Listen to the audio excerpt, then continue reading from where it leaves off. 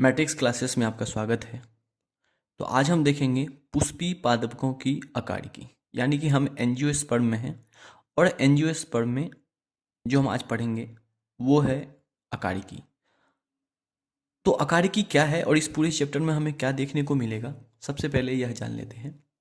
तो इस पूरे चैप्टर में जो पौधे के जितने भी भाग हैं, जैसे जड़, तना, पत्ती, फूल, बीज के जितने भी बाह्य लक्षण हैं और उनके रूप हैं, उनके अध्ययन को हम देखेंगे। तो हम शुरू करते हैं आज का क्लास।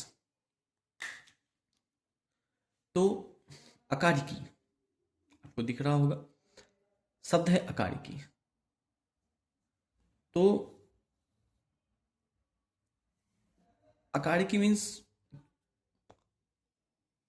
ये है अकारिकी, ये है, आप बोल सकते हैं ये है अकारिकी। अकारिकी क्या है? तो दो शब्द मॉर्फी और लोगस से बना हुआ है, जहां मॉर्फी का अर्थ होता है फॉर्म और लोगस का अर्थ होता है स्टडी। यानी कि एक पौधे के विभिन्न फॉर्म को स्टडी करना ही हमारा मॉर्फोलॉजी है। तो इसमें कौन कौन सा फॉर्म है तो देख सकते हैं, जड़ है, तना है, पत्ती है, फूल है, बीज है। तो इन सभी भागों के जो बाह्य लक्षण है और उनका आकारिकी है, उनके रूप हैं, उनके रूपों को स्टडी करना ही क्या कहलाता है? क्या कहलाता है? मॉर्फोलॉजी या आकारिकी कहलाता है। तो आखिर एक पादप में कितने भाग होते हैं? यदि एक जनरल तौर पे कहा जाए कि एक पादप में कितने भाग होते हैं, तो पादप में दो भाग होते हैं। एक कहलाता है प्रमोह तंत्र, एक कहलाता है मूल तंत्र। प्ररोह तंत्र और मूल तंत्र आप यहां से समझ सकते हैं कि मान लीजिए जिस बिंदु से, जिस मतलब बीज के अंकुरण होने के बाद एक भाग जड़ के रूप में नीचे चल जाता है और दूसरा तने के रूप में ऊपर आता है, जो भूमि के ऊपर आपको देखने को मिलता है। तो जो भाग भूमि के ऊपर देखने को मिल रहा है, देख सकते हैं आप, ये चित्र देख सकते हैं। तो जो भाग आपके भूमि के ऊपर देखने को मिल रहा है वो प्ररोह तंत्र कहलाता है, और जो भाग आपको भूमि के नीचे देखने को मिल रहा है वह मूल तंत्र या जड़ तंत्र या रूट सिस्टम कहलाता है। रूट सिस्टम और स्टेम सिस्टम इसको बोलते हैं। नीचे वाले को रूट सिस्टम बोलते हैं और ऊपर वाले को स्टेम सिस्टम बोलते हैं। अब हम एक एक करके सबको पढ़ेंगे कि जड़, तना, पत्ती, फूल, बीज। तो आइए हम शुरू करते हैं मूल। मूल को हम जड़ भी कहते हैं और इंग्लिश में इसे रूट्स भी कहते हैं। मूल क्या है? मूल मूल तंत्र का वह भाग है जो बीज के अंकुरण के बाद, यानी कि जो बीज है, बीज जो अंकुरित होगा, बीज जो निकलेगा, जो जहां से वो पौधे के रूप में बाद में बनेगा, तो उसका जो पहला स्टेज है वो है उसका अंकुरण। अंकुरण मतलब होता है बाहर निकलना, बीज से बाहर निकलना, वो होता है अंकुरण। तो मूल तंत्र का वह भाग जो बीज के अंकुरण के बाद निकलता है क्या कहलाता है? आपका मूल कहलाता है। तो ठीक है, देखते हैं क्या है मूल तंत्र का भाग। मूल तंत्र का भाग है जो बीज के अंकुरण के बाद निकलता है। मूल के अंकुरण के बाद मूलांकुर के लंबे होने से, मान लेते हैं कुछ देर, यहां पे ये दिख रहा होगा आपको, ये मान लेते हैं कोई बीज है। तो बीज का अंकुरण हुआ, अंकुरण होने के बाद, ये मान लीजिए अंकुरण होने के बाद जो भूमि की ओर अंदर नीचे की ओर जाए उसे मूल कहते हैं। ठीक है, अब मूल, बीज का अंकुरण हुआ, अंकुरण के बाद रेडिकल्स बनते हैं, और रेडिकल्स जब लंबे होते हैं तो वो मूल बनते हैं। जैसे आपको नीचे डायग्राम में दिख रहा होगा, अलग अलग है, इसको हम पढ़ेंगे अभी। तो जो मूल के अंकुरण के बाद, सॉरी, बीज के अंकुरण के बाद जो पहला मूल निकलता है, जो प्रथम मूल निकलता है, प्रथम रूट्स निकलता है, उसको क्या बोलते हैं? उसको बोलते हैं प्राथमिक मूल। यहाँ पे आपको दिख रहा होगा प्राथमिक मूल। ठीक है, जैसे यहाँ पे आपको दिख रहा होगा डायग्राम में, ये बीज का अंकुरण हुआ और ये जो आपको दिख रहा है, ये आपको दिख रहा है, इसको बोलते हैं प्राथमिक मूल या प्राइमरी रूट्स। अब इसी रूट्स में आपको कई ब्रांचेस दिख रहे होंगे और उस ब्रांचेस के भी ब्रांचेस होंगे। तो जो प्राइमरी रूट्स में जो ब्रांचेस लगी रहती है उसे कहते हैं पार्श्वीय मूल या लेटरल रूट्स। क्या कहते हैं? पार्श्वीय मूल या लेटरल रूट्स कह सकते हैं आप। ठीक है, इन्हें यदि आप इसको प्राइमरी रूट्स कहते हैं तो इसे सेकेंडरी और फिर इसे टर्शियरी कह सकते हैं। प्राथमिक मूल और इनकी शाखाएं, प्राथमिक मूल ये जो आपको दिख रहा है, प्राथमिक मूल और इनकी शाखाएं मिलकर इस पूरे तंत्र को क्या बोलते हैं? मूसला जल तंत्र कहते हैं। क्या कहते हैं? मूसला जल तंत्र कहते हैं। तो याद रखिए इस पूरे सिस्टम को, ये जो पूरा सिस्टम आपको दिख रहा है, प्राइमरी रूट्स, सेकेंडरी रूट्स और इसके ब्रांचेस, जो सब ब्रांचेस है, सब मिलकर क्या बनाएंगे? मूसला जड़ तंत्र। तो यहाँ पे हम बोल सकते हैं कि यहाँ पे दिख रहा होगा आपको प्राथमिक मूल, देख लीजिए, और इनकी ब्रांचेस मिलकर क्या बनाएंगे? मूसला जड़ तंत्र या टैप रूट सिस्टम। क्या बनाएंगे? Tap root system. फिर हम यहाँ पे देखेंगे कि आखिर टैप रूट सिस्टम किसमें पाया जाता है। तो जितने भी डाइकोट पौधे होते हैं, जो जितने भी डाइकोट होते हैं वो, यानी कि द्विबीजपत्री, जैसे मान लीजिए सरसों का आप कभी देखेंगे तो उसमें आपको उसकी जो जड़ें होंगी वो टैप रूट सिस्टम होंगे, यानी कि प्राथमिक मूल के साथ साथ इनके ब्रांचेज होंगे, इनके सब ब्रांचेज होंगे, जैसे कि आपको चित्र में ये दिख रहा होगा। अब हम बढ़ते हैं कि झकड़ा मूल तंत्र या फाइब्रस रूट सिस्टम क्या होता है। कभी कभी क्या होता है, जैसे एक बीज पत्री में आपको देखने को मिल सकता है कि ये बीज है, बीज का अंकुरन हुआ और अंकुरन के बाद प्राइमरी रूट्स निकला। ठीक है, प्राइमरी रूट्स निकलने के बाद जो टैप रूट सिस्टम है वो बहुत ज़्यादा उनकी उम्र नहीं होती, यानी कि वो बहुत अल्पायु होती है, बहुत कम एज की होती है, तो वो खत्म हो जाता है। खत्म होने के बाद जो स्टेम है, जो प्रारूप तंत्र में हम पढ़ेंगे, जो स्टेम है, स्टेम के बेस से, स्टेम के आधार से, ये जो आपको दिख रहा होगा, देख लीजिए, स्टेम के आधार से आपको एक रूट्स निकल के देखने को मिल सकता है और साथ में उसके ब्रांचेस। तो जब आप बोल सकते हैं कि तने के आधार से जो जड़ें निकलती है, जो रूट्स निकलती हैं और साथ साथ इसके जो ब्रांचेस और सब ब्रांचेस रहती हैं, उन्हें क्या कहते हैं? उन्हें कहते हैं फाइब्रस रूट सिस्टम। ठीक है, अब यहाँ पे हम पढ़ रहे हैं कुछ एक बीज पत्री पौधों में मूसला जड़ बहुत कम उम्र की होती है, बहुत कम उम्र की होती है। इन पौधों में तने के आधार में से अनेक मूल निकलती है, जिन्हें झकड़ा मूल तंत्र कहते हैं, यानी कि फाइब्रस रूट सिस्टम कह सकते हैं इसको। तो फाइब्रस रूट सिस्टम कहने का मतलब क्या है कि सबसे पहले यहाँ पे समझिए, बीज का अंकुरन होगा, अंकुरन होने के बाद एक प्राइमरी रूट्स बनेगा। प्राइमरी रूट्स बनने के बाद कुछ दिन के बाद या कुछ समय या कुछ महीने के बाद यह खत्म हो जाता है और खत्म होने के बाद एक स्टेम के बेस से, यानी कि जहां से स्टेम आपका निकलेगा उसके बेस से एक और आपको रूट्स देखने को मिल सकता है और साथ में उसके ब्रांचेस और सब ब्रांचेस। तो इस प्रकार के रूट सिस्टम जो तने के आधार से निकलती है क्या कहलाती है? फाइब्रस रूट सिस्टम या झकड़ा मूल तंत्र। इसके एग्जाम्पल है सभी एक बीज पत्री पौधे। ठीक है, अब हम देखेंगे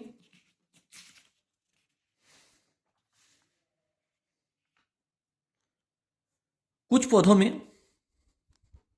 पौधों में ना बीज के अंकुरन से जड़ें निकलती है और ना ही तने के आधार से। इस केस में कहीं अन्य जगह से ही आपको जड़ें देखने को मिल सकती है। इस प्रकार के जड़ तंत्र को क्या कहते हैं? अपस्थानिक जड़ तंत्र। यानी कि जहां पौधे के अन्य भाग से आपको, यानी कि मूल और तने के आधार को छोड़कर से जड़ें निकलती हैं, इन्हें अपस्थानिक जड़ कहते हैं। इंग्लिश में इसे एडवेंटियस रूट कहते हैं। तो हम बोल सकते हैं कि हमने अभी 3 तरह के मूल पढ़ा। सबसे पहले मूसला मूल तंत्र। इसमें क्या होता है कि बीज के अंकुरन के बाद एक प्राथमिक मूल बनती है और इस प्राथमिक मूल के एक लेटरल रूट्स या पार्श्वीय मूल होते हैं, जिसे हम द्वितीयक मूल या तृतीयक मूल कह सकते हैं। प्राथमिक मूल के साथ, यानी कि प्राइमरी रूट्स के साथ साथ सेकेंडरी और टर्शियरी जो रूट होंगे सभी को मिलाने के बाद आपको मूसला जड़ तंत्र या टैप रूट सिस्टम आपको देखने को मिलेगा। यदि मूसला जड़ें लंबी नहीं होती, उनकी उम्र ज़्यादा नहीं होती, तो उस केस में स्टेम के बेस से यानी कि तने के आधार से एक जड़ आपको देखने को मिला था, जिसे हम लोग क्या कहते हैं, फाइब्रस रूट सिस्टम या झगड़ा मूल तंत्र। और यदि मूल यानी कि बीज के अंकुरण के मूल के बाद यानी कि प्राइमरी रूट्स के अलावा ना ही प्राइमरी रूट्स बनता है और ना ही फाइब्रस रूट सिस्टम बनता है, यानी कि ना ही आपको मूसलाजन तंत्र देखने को मिलेगा और ना ही आपको झगड़ा मूल तंत्र देखने को मिलेगा। उस केस में क्या होता है, पौधे के अन्य भाग से कहीं पे भी स्टेम से ही आपको एक शाखाएं, एक ब्रांच लटकती हुई नीचे की ओर देखने को मिल सकती है। इस प्रकार की जड़ को क्या कहते हैं, अपस्थानिक जड़ या एडवेंटियस रूट्स। अब हम सबको एक एक करके एग्जाम्पल देखेंगे। आप देख सकते हैं सबको मैंने अलग अलग कर रखा है, सबका एग्जाम्पल देख लीजिए, क्योंकि आपके एग्जाम में एग्जाम्पल ही सबसे मोस्ट फॉर्म करेंगे। कि मान लीजिए कोई एग्जाम्पल उठा के आपको दे दिया, तो आपको याद रहना चाहिए कि कौन से पौधे या किस तरह के पौधे किस रूट सिस्टम या कौन सा रूट सिस्टम पाया जाता है। तो ठीक है, यहाँ पे हम देखते हैं मूल हमने 3 देखा। सबसे पहले मूसला जड़ तंत्र, अपस्थानिक मूल तंत्र और हमने देखा झगड़ा मूल तंत्र या फाइब्रस रूट सिस्टम। फिर हम देखेंगे मूसला मूल तंत्र में हमने पढ़ा सभी द्विबीजपत्री, आगे पढ़ेंगे द्विबीजपत्री सब डिटेल में पढ़ेंगे। अभी एग्जाम्पल के तौर पे हम सरसों लेंगे। द्विबीजपत्री को भी इंग्लिश में डाइकोट कहते हैं। अपस्थानिक मूल तंत्र जिसे इंग्लिश में एडवेंटियस रूट सिस्टम कहते हैं, इसका एग्जाम्पल है मक्का, गन्ना, घास, बरगद।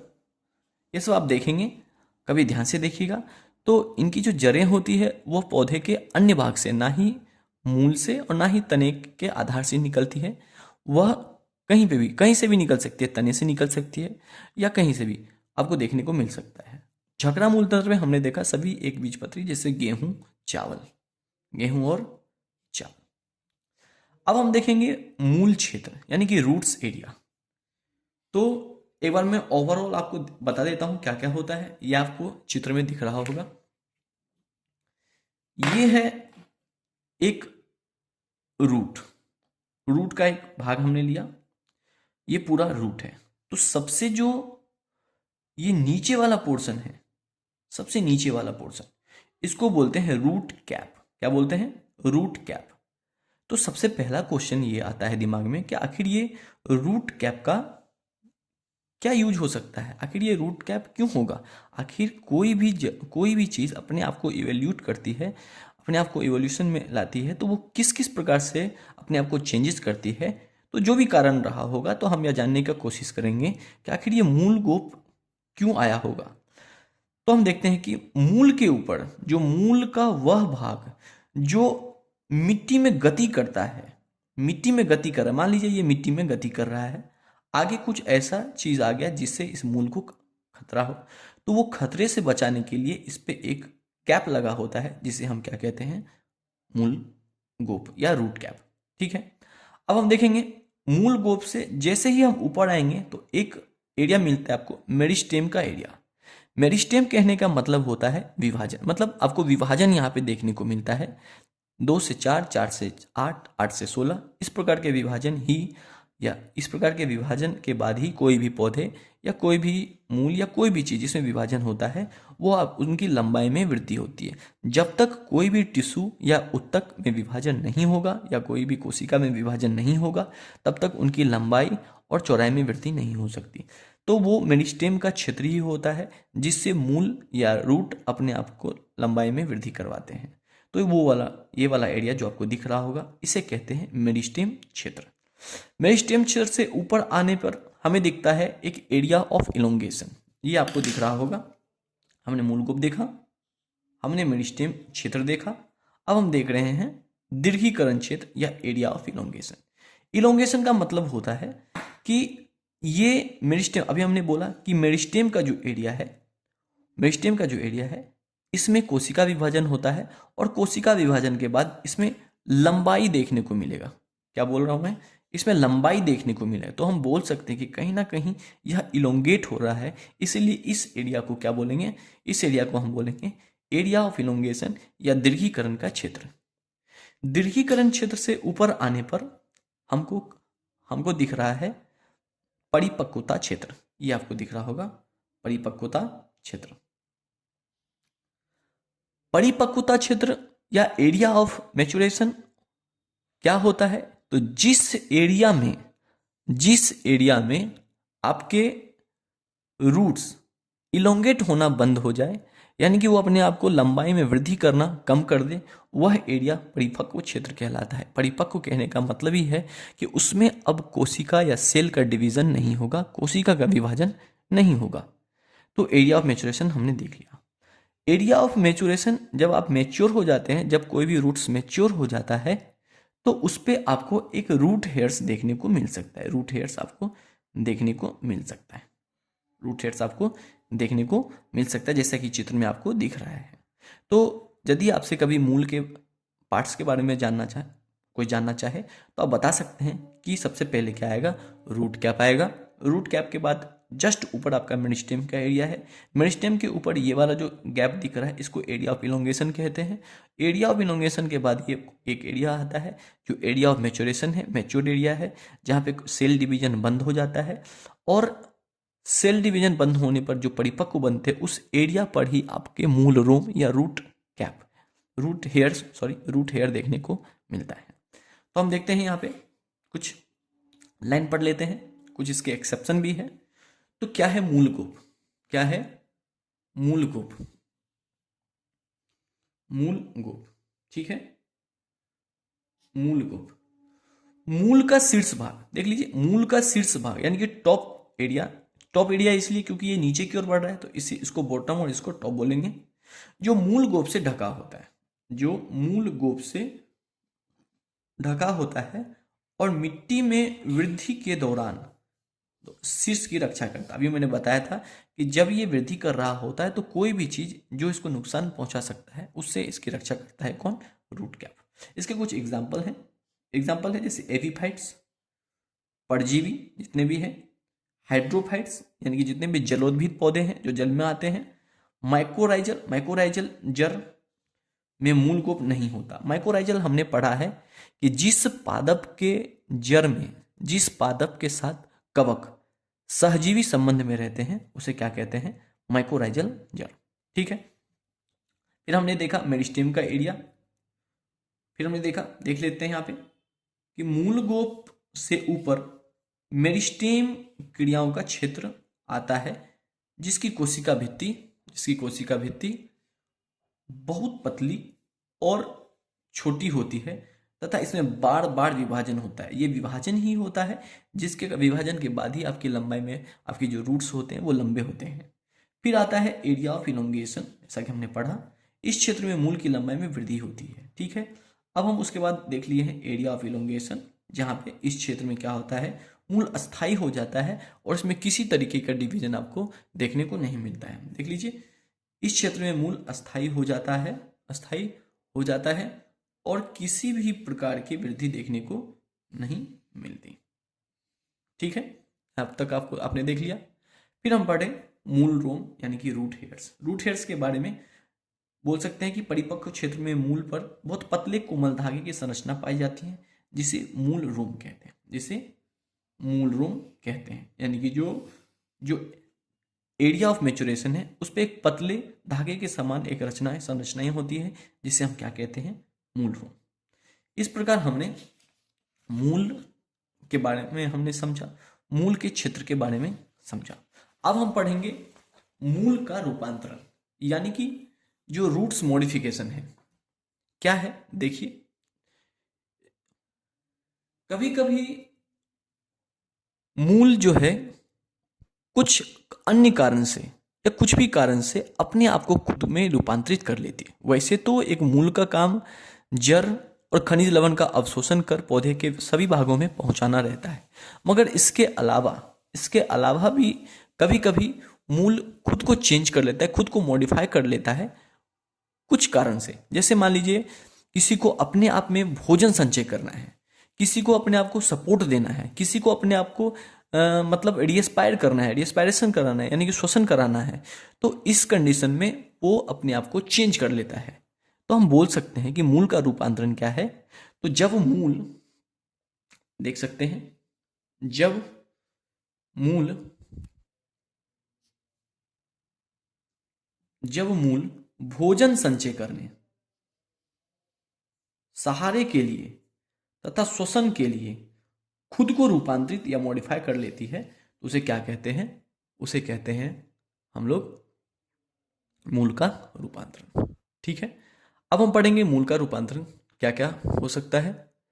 तो देखिए, मूल के रूपांतरण में आपको देखने को मिल सकता है संचय, संचय के आधार पे, सहारे के आधार पे और श्वसन के आधार पे। इसके एग्जाम्पल सहित आप याद रखिए, बहुत ही इंपॉर्टेंट एग्जाम्पल है। सबसे पहले मूसलाजर, हमने मूसलाजर के बारे में पढ़ रखा। ठीक है, इसके एग्जाम्पल है गाजर और सलजम, यानी कि संचय के आधार पे जो आपके मूल रूपांतरित होते हैं वह दो प्रकार से होती है, एक मूसला जड़ें और एक अपस्थानिक जड़ें। मूसला जड़ हमने पढ़ रखा है, इसे टैप रूट सिस्टम कहते हैं, और अपस्थानिक जैसे जैसे एडवेंटियस रूट्स कहते हैं। तो मूसला जड़ का एग्जाम्पल है गाजर और सलजम, गाजर और सलजम। और अपस्थानिक मूल का एग्जाम्पल है शकरकंद और सतावड़ी को ही एगेडिकस कहते, सॉरी एस्पेरेगस कहते हैं।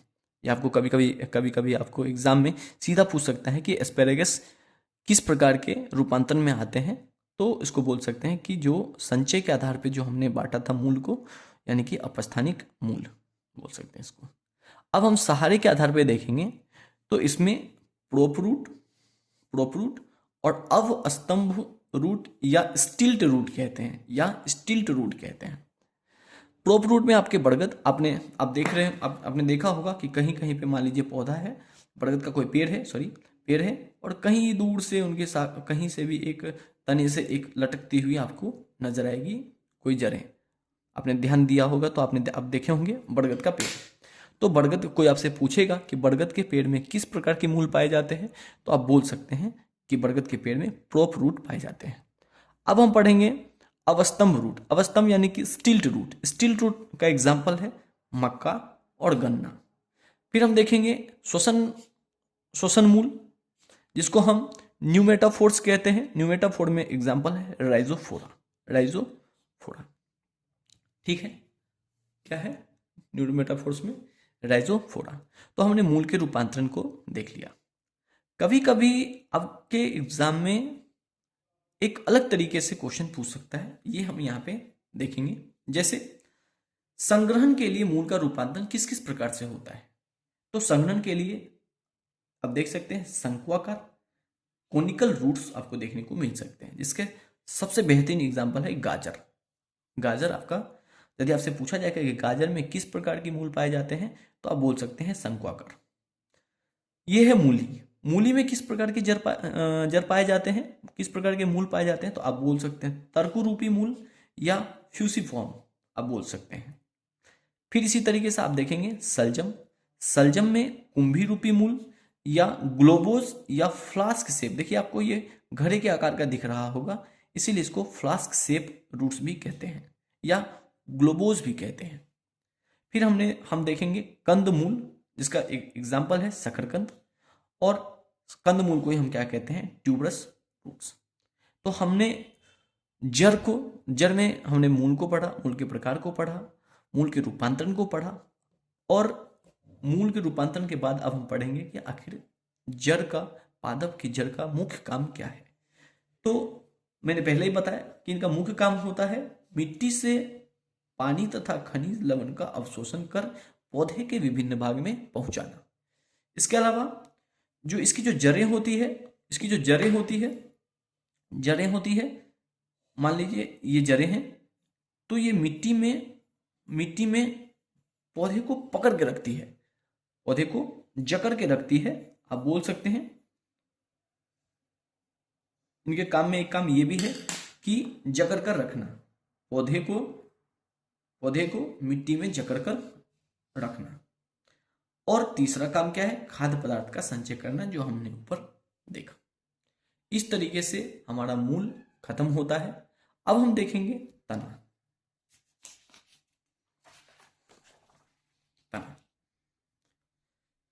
तो तना क्या है? ऐसा हमने पहले पढ़ रखा है कि तने के बारे में, तना प्ररोह तंत्र का भाग है। प्ररोह तंत्र किसको बोलेंगे? जो बीज के अंकुरण के बाद मिट्टी के ऊपर जो आपको भाग दिख रहा होगा उसको बोलते हैं प्ररोह तंत्र, और प्ररोह तंत्र में ही तना आता है। ठीक है, तो यह पौधों के यहाँ पे बोल सकते हैं कि प्ररोह तंत्र का भाग है। क्या बोल सकते हैं? प्ररोह तंत्र का भाग है जिस पर शाखाएं, पत्तियां, फूल और फल होते हैं।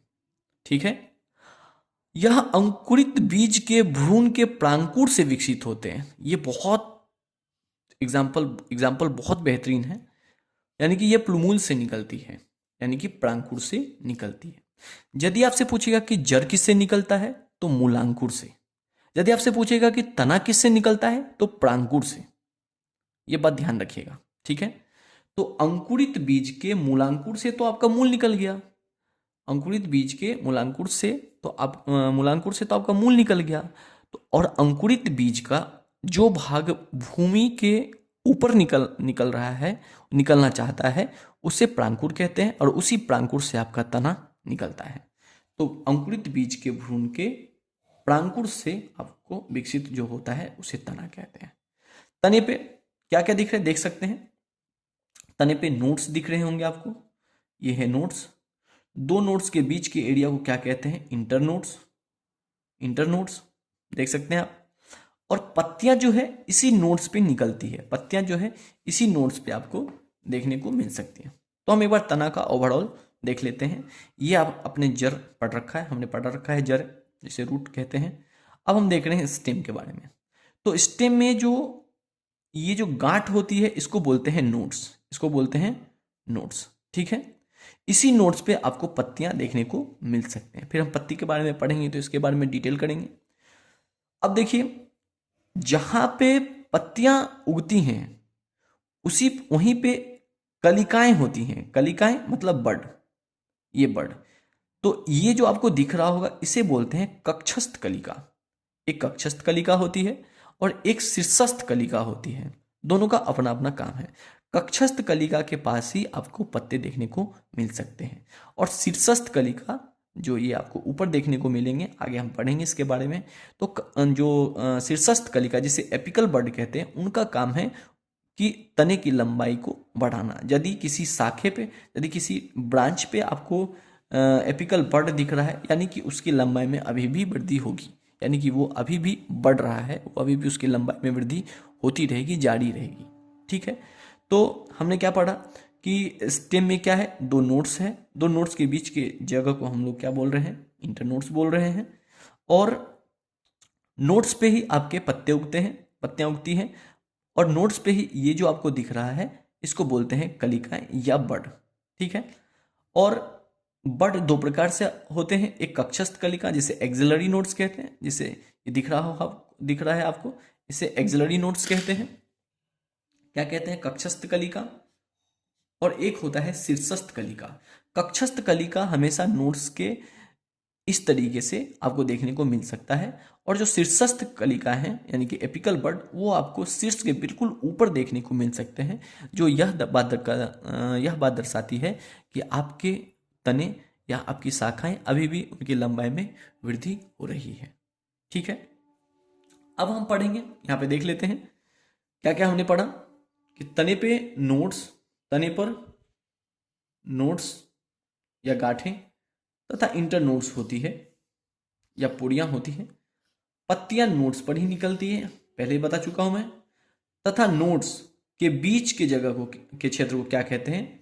इंटर नोड्स कहते हैं। क्या कहते हैं? इंटर नोड्स कहते हैं। तने पर कलियां हो सकती हैं, और ये कलियां दो तरीके से होती हैं, शीर्षस्थ और कक्षस्थ। ठीक है, टर्मिनल जिसे अंतस्थ बोलेंगे या कक्षस्थ, इसी को हम शीर्षस्थ या एपिकल बोलते हैं। कली क्या है? यदि कोई पूछा कि ये कली क्या है, ये बड क्या है, इसको इमेच्योर, यानी कि कहने का मतलब ये है कि यदि आपको कहीं पे कली दिख रहा है, यानी कि आप बोल सकते हैं कि वो चीज जो जिस ब्रांच पे है, जिस तने पे है, वो इमेच्योर है, अभी तक वो परिपक्व नहीं है, उनकी लंबाई में अभी भी वृद्धि हो सकती है, यानी कि उसमें सेल डिवीजन अभी भी जारी है। अब हम पढ़ेंगे तना का रूपांतरण। तने का रूपांतरण। ठीक है। तो पौधे का तना विशेष कार्य करता है, जैसे भोजन का संग्रह, सहारा, सुरक्षा, वानस्पतिक प्रवर्धन जैसे वेजिटेटिव प्रोपेगेशन, और प्रकाश संश्लेषण के लिए खुद को रूपांतरित कर सकता है। तो तने का मुख्य काम के अलावा विभिन्न कार्य के लिए जो तना है वह अपने आप को रूपांतरित कर लेती है, उसे ही तने का रूपांतरण कहते हैं। तो हम देखेंगे यहाँ पे भोजन संग्रह के लिए या विभिन्न भाग के लिए, विभिन्न कार्य के लिए जो तने खुद को रूपांतरित करती है। तो सबसे पहले हम देखेंगे भोजन संग्रह में। तो यहाँ पे पहले देखेंगे पौधे का तना विशेष रूप से विभिन्न कार्यों के लिए, जैसे भोजन संग्रह, सहारा, सुरक्षा, वानस्पतिक प्रवर्धन। वानस्पतिक प्रवर्धन का मतलब होता है एक पौधे से दूसरे पौधे को बनाना, तथा प्रकाश संश्लेषण के लिए खुद को रूपांतरित कर लेता है, इसे ही तने का रूपांतरण कहते हैं। अब हम देखेंगे भोजन संग्रह। भोजन संग्रह का एग्जाम्पल है आलू, अदरक, हल्दी। आलू भी है, अदरक भी है, हल्दी भी है। यह तने का रूपांतरित भाग है। क्या बोलेंगे? यह तने का रूपांतरित भाग है जो भोजन संग्रह के लिए खुद को रूपांतरित कर देता है।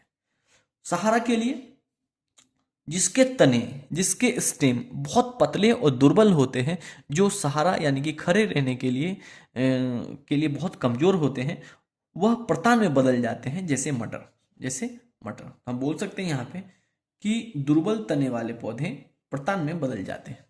ठीक है। अब हम पढ़ेंगे सुरक्षा। कभी कभी क्या होता है कि तने खुद को सुरक्षा देने के लिए जो तना है, जो कक्षस्थ कली का है या जो भी उसके ब्रांचेस है, वह उन ब्रांचेस को कांटों में परिवर्तित कर लेते हैं। और इसका सबसे बेहतरीन एग्जाम्पल है बोगनवेलिया। आप इनका हमेशा देखिए, जो मैं नाम लेता हूँ, जो मैं एग्जाम्पल देता हूँ, यदि आपने नहीं देखा है तो उसे गूगल पे सर्च करके उनका इमेज देखिए, ताकि आपको बेहतर समझ बन सके। तो पौधे को जानवरों से बचाने के लिए, खाने वाले जानवरों से बचाने के लिए खुद को कांटों में परिवर्तित कर लेते हैं, जैसे बोगनवेलिया। अब है वानस्पतिक प्रवर्धन। वानस्पतिक प्रवर्धन का मतलब है नए पौधे उगाने के लिए, जैसे आलू। नए पौधे, एक पौधे से जो दूसरे पौधे बनते हैं, जैसे आलू में आपने देखा होगा एक आलू से आप दूसरे आलू बना सकते हैं, तो उसको बोले हैं वानस्पतिक प्रवर्धन। फिर प्रकाश संश्लेषण के लिए मरुस्थलीय में, जैसे मान लीजिए कोई रेगिस्तान है, उस कंडीशन में वहां के पौधे क्या करते हैं, तने को अपने आप को चपटा कर लेते हैं, और चपटा करने के बाद वो पत्ते की तरह काम करते हैं। तो तने चपटा होकर पत्तियों का काम करता है। ठीक है। अब हम देखेंगे तने का रूपांतरण। यहां पे हम देखेंगे तने के रूपांतरण और कौन कौन से तरीके से आपको देखने को मिलता है। तो तने का रूपांतरण 3 रूप में देखने को मिलता है। एक रूपांतरण होता है भूमिगत तना रूपांतरण, यानी कि ऐसा रूपांतरण जो भूमि के अंदर हो, उसे भूमिगत तना रूपांतरण कहते हैं। और एक रूपांतरण होता है जो भूमि के ऊपर हो, यानी कि वायु में हो, एरियल हो, उसे कहते हैं वायवीय तना रूपांतरण। और एक तने के रूपांतरण का भाग है उपवायवीय। उपवायवीय कहने का मतलब होता है कुछ देर के लिए वह वायु में अपने आप को रूपांतरित करते हैं और फिर जमीन में वापस चले जाते हैं। इस प्रकार से हमने तने के रूपांतरण का 3 प्रकार देखने को मिलेगा। तो सबसे पहले है भूमिगत तना रूपांतरण। ठीक है। तो हम यहाँ पे देखेंगे, यहाँ पे हम देखेंगे भूमिगत तना रूपांतरण। ठीक है, जिसे इंग्लिश में क्या कह लेंगे, अंडरग्राउंड स्टेम मॉडिफिकेशन। जैसे आप देखेंगे कंद, कंद को ही इंग्लिश में क्या बोलते हैं, ट्यूबर। जैसे आलू के तने, जो आलू में जो आपको रूपांतरण देखने को मिलता है उसे ही क्या बोलते हैं, कंद। क्या बोलते हैं, कंद। आलू के तने के रूपांतरण को क्या बोलते हैं, कंद। अब हम देखेंगे प्रकंद। क्या देखेंगे, प्रकंद, जिसे इंग्लिश में राइजोम कहते हैं। यह क्या करता है, भूमि की सतह के नीचे, यानी कि मान लीजिए ये आपका, मैंने पहले ही बताया कि जो भूमिगत तना है, इसका मतलब क्या होता है, भूमिगत तना का मतलब हो गया कि जो भी रूपांतरण होगा वह भूमि के नीचे होगा, यानी कि इसके नीचे। तो जब तने का रूपांतरण भूमि के नीचे हो और वो क्षैतिज रूप से हो, यानी कि हॉरिजेंटली हो, इस प्रकार से, ठीक है, तो उसे क्या बोलते हैं, राइजोम। तो इसका एग्जाम्पल है अदरक, हल्दी। आपने इसे यदि ध्यान से देखा होगा तो अदरक में आपको कुछ आरे टेढ़े आपको शेप में वो दिखेंगे, तो वो क्षैतिज रूप से यानी कि हॉरिजेंटली वो अपने आप को क्या करते हैं, भूमि में रूपांतरित करते हैं, ठीक है। फिर एग्जाम्पल है आपका धनकंद या कंदिल, इसको क्या बोलते हैं, कॉर्न। क्या बोलते हैं, कॉर्न। ये क्या करते हैं, यह गोलाकार, यह अपने आप को गोलाकार में और साथ साथ ऊर्ध्वाधर यानी कि ऊपर की ओर अपने आप को वृद्धि करवाते हैं। और इसका सबसे बेहतरीन एग्जाम्पल है कोलोकेशिया। कोलोकेशिया जिसे अरबी भी कहते हैं, और अमाफोर्फेलस, ठीक है। मैं पहले ही बता दिया हूं कि जो एग्जाम्पल मैं आपको यहाँ पे बता रहा हूं उसका आप गूगल करके इमेज देखिए, ताकि आपको बेहतर समझ हो सके इन टॉपिक्स के बारे में। तो हमने क्या देखा, धनकंद जिसे कॉर्न कहते हैं, तो इसका एग्जाम्पल है कोलोकेशिया।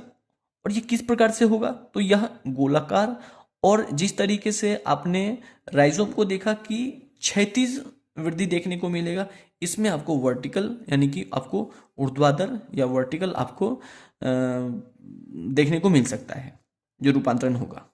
अब हम देखेंगे सल्ककंद। तो सल्ककंद का तो बेहतरीन एग्जाम्पल आपने पहले ही देखा है, सल्ककंद को इंग्लिश में बल्ब कहते हैं, और इनका सबसे बेहतरीन एग्जाम्पल है लहसुन और प्याज। तो इस प्रकार के रूपांतरण में भोजन पत्तों के रूप में जमा हो जाता है, जैसे प्याज। अब हम देखेंगे भूस्तर मतलब उपवायवीय तना रूपांतरण। मैं पहले ही बोल दिया हूं कि उपवायवीय तना रूपांतरण का मतलब होता है कि सब एरियल, सब एरियल मतलब कुछ देर के लिए या कुछ समय के लिए उनका रूपांतरण भूमि में भी होगा, भूमि के अंदर में भी होगा, और भूमि के ऊपर वायु में भी होगा। तो सबसे इसका जो प्रकार है इसमें देखेंगे भूस्तारिका, क्या है, सॉरी, स्टोलन, ठीक है, भूस्तारिका। तो देखिए इसे कहते हैं, क्या है, किस प्रकार से देखने को मिल सकता है, तो पौधों के प्रमुख अक्ष के आधार से एक शाखा निकलती है जो कुछ समय तक वायवीय वृद्धि करने के बाद मुड़कर जमीन को छूती है। इसका एग्जाम्पल देखिए, देखिए मान लीजिए यहां से ये है आपका जमीन, ठीक है। मान लीजिए एक कोई पौधा है और इसका एक अक्ष से क्या होगा, एक आधार से यानी कि अक्ष के आधार से एक जड़ें निकलती हैं जो कुछ समय तक वायवीय वृद्धि करती है और वापस वो क्या करती है, वो जमीन में घुस जाती है। इस प्रकार के जो आपको तने का रूपांतरण उपवायवीय तना आपको देखने को मिलेगा, इसे क्या कहते हैं, स्टोलन या भूस्तारिका। फिर हम देखेंगे जिसका एग्जाम्पल है पुदीना और चमेली। अब हम देखेंगे रनर यानी कि ऊपरी भूस्तरीय, नाम से ही लग रहा है यह मिट्टी के ऊपर क्षैतिज रूप से वृद्धि करते हैं, मिट्टी के ऊपर, मिट्टी के ऊपर जैसे घास। अब है हम पढ़ेंगे ऑफसेट या भूस्तरीका, माफ कीजिएगा इसे भूस्तरी कर लीजिए, भूस्तरी, ठीक है।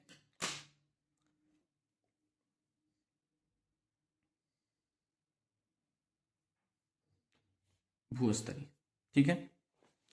तो यहां पे आपको देख सकते हैं कि यह भी रनर की तरह होता है। जैसे आपको रनर, रनर में क्या होता है, मिट्टी के ऊपर क्षैतिज रूप में वृद्धि करते हैं, यह भी रनर की तरह होता है, मगर फर्क इतना रहता है यह जमीन के पौधों के लिए रनर होता है और यह जलोद्भिद के लिए होता है, यानी कि जलीय पादपों में आपको यह देखने को मिल सकता है, ठीक है। जैसे आइकोरानिया, जलकुंभी जिसको बोलते हैं, या पिस्टिया। तो ऑफसेट क्या है, ऑफसेट भी रनर की तरह है, बस रनर जमीन के पौधों के लिए है जिनकी क्षैतिज वृद्धि मिट्टी के ऊपर होती है, और यदि यही वृद्धि आपके जलीय पौधों में, जलोद्भिद पौधे में आपको देखने को मिले जो हाइड्रोफाइट्स होते हैं, तो उस प्रकार के तने के रूपांतरण को हम क्या बोलेंगे, ऑफसेट। अब हम देखेंगे सकर्स, अंतः भूस्तरी। यह स्टोलिन के प्रकार का होता है। स्टोलिन में जिस तरह के तरीके से कुछ देर के लिए यह ऊपर आता है और फिर यह वापस नीचे चला जाता है, तो इसमें भी यही होता है, मगर इसमें आपको तने के आधार मतलब जो जहां से यह निकलती हैं जड़ें, सॉरी तने, यह तिरछा निकलती है, आपको तिरछा देखने को मिलेगा कुछ इस तरीके से। तो यदि ऊपर की ओर यह तिरछा बढ़े, तिरछे रूप में बढ़े, तो इसे भी क्या बोलते हैं, अंतःभूस्तरी या सकर्स। और इसका सबसे बेस्ट एग्जांपल है गुलदाउदी और पिपरमिंट। ठीक है, यानी कि हम बोल सकते हैं यहाँ पे दो दो एग्जांपल सेम सेम आपको मिल रहे होंगे कि स्टोलन और सकर्स ये एक तरीके से मिलेंगे, बस थोड़ा सा क्या फर्क है। यह भी जैसे आप स्टोलन में देखेंगे, स्टोलन में क्या होता है कि कुछ देर के लिए क्षैतिज रूप से बाहर निकलेंगे और फिर वो जमीन में घुस जाएंगे। ठीक है, मगर अंतःभूस्तरी में क्या या सकर्स में क्या होगा, ये निकलेंगे तो मगर तिरछा निकलेंगे, कुछ इस तरीके से एंगल पे निकलेंगे, जैसे गुलदाउदी, पिपरमिंट।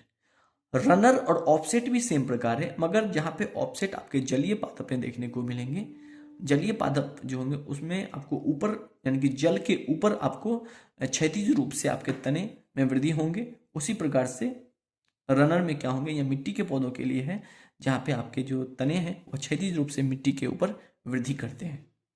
तो यह इस आपने देख लिया उपवायवीय तना। अब हम देखेंगे वायवीय तना या एरियल स्टेम। वायवीय तना या एरियल स्टेम।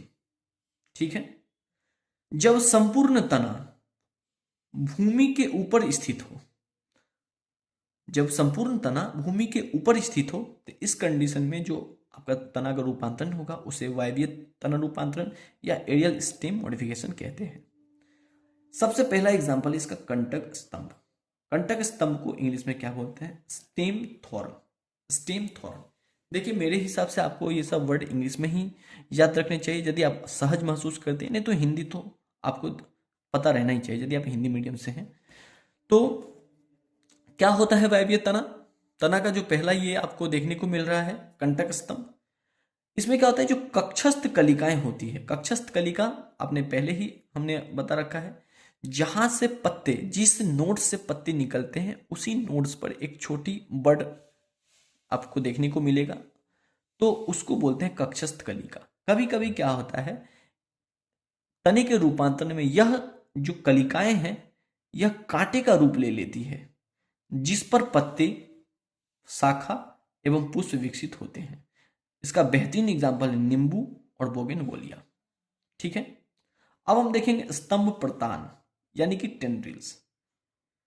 यदि आपका स्टेम बहुत दुर्बल है, बहुत कमजोर है, वह खड़े होने के लिए किसी सहारे को खोजती है, तो इस कंडीशन में क्या होगा, जो उनकी जो बर्ड है, जो कलिकाएं हैं, एक कुंडलित, कुंडलित मतलब एक स्पाइरल टाइप से एक तंतु बना लेती है, जो कमजोर तना वाले पौधे को यांत्रिक सहायता प्रदान करती है। आपने देखा होगा कि गांव घर में या कहीं पे भी आपने देखा होगा, यदि मटर को, अंगूर को या कुकुरबिटेसी कुल के पौधे को, तो आप देखे होंगे कि दीवार से बस उसको सहारा मिल जाना चाहिए, पूरे घर को वो ढक लेती है। तो इस प्रकार के जो तने का रूपांतरण है उसे वायवीय तना रूपांतरण कहते हैं या टेंड्रिल कहते हैं।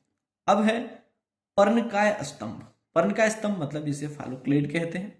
फाइलोक्लेड में हम क्या देखेंगे कि यह अपने आप को किस तरीके से रूपांतरित करती है, तो यह अपने आप को कांटे में रूपांतरित कर लेती है। तो हम पढ़ेंगे हरा, चपटा और गोल तना होता है इसमें, और यह किसमें परिवर्तित हो जाएगा, कांटे के रूप में परिवर्तित हो जाती है, जो जल हानि को रोकने से बचाता है। यह ज्यादातर आपको मरुस्थलीय इलाके में आपको देखने को मिलेंगे, और इसका सबसे बेहतरीन एग्जाम्पल है नागफनी। क्या है, नागफनी। ठीक है, अब हम देखेंगे और है इसके प्रकार। तो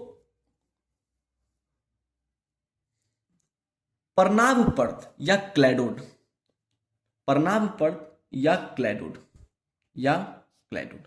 ठीक है, इसमें क्या होता है कि इस प्रकार की शाखाएं पत्तियों के कक्ष से निकलती है, जो स्वयं सल्क पत्र में परिवर्तित हो जाती है। ठीक है, देखिए आप जब भी एग्जाम्पल देखेंगे क्यों करती है ऐसा? जब भी अपने आप को ये रूपांतरित होती है तो कोई ना कोई कारण होता है। तो ऐसा रूपांतरण पौधे के वाष्पोत्सर्जन यानी कि इवेपोरेशन को कम करने के लिए होता है। जैसे एग्जांपल एस्पेरेगस हमने पहले बताया, सतावर और रसकस। ठीक है।